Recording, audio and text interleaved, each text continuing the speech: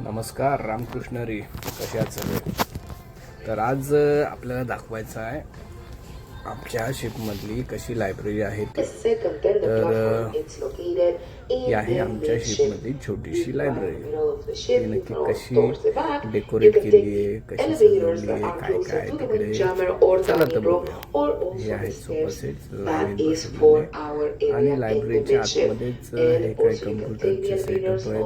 In case कोणाला बसून काही कामं उरकायची असतील तर ते उरकू शकतात. आणि ही आहे आमची लायब्ररी. लायब्ररीत असे वेगवेगळ्या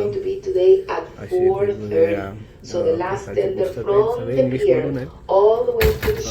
आणि हा दरवाजा आहे, तुम्ही उघडतो, ठीक आहे, चांगला मजबूत आहे. आणि त्या दरवाजाला ॲक्च्युली असं आतमध्ये पण सारता येतं. मी जरा सारायचा प्रयत्न करतो. आतमध्ये हा काय जात नव्हता का काय मला माहीत नाही, पण हा वाला आहे, ठीक आहे.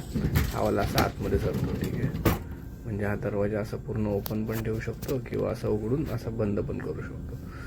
दोन्ही पण टाईपचे आपण करू शकतो. म्हणजे ज्या कोणाला शिपमध्ये शांत जागा पाहिजे ते लोक येतात. लायब्ररी शोधत कुठे लायब्ररी.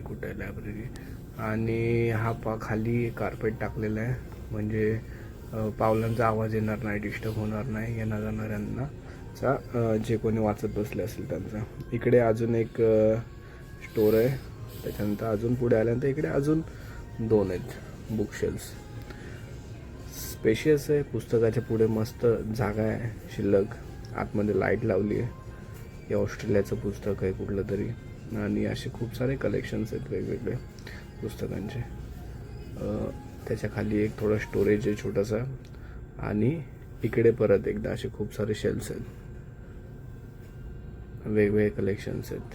आता आमची शिप ऑस्ट्रेलिया आणि अमेरिकेमध्ये सेल करत असते ना, तर US चे खूप सारे लेखक आहेत आणि ऑस्ट्रेलियाचे खूप सारे लेखक आहेत. आणि इकडे अजून एक स्टोर आहे.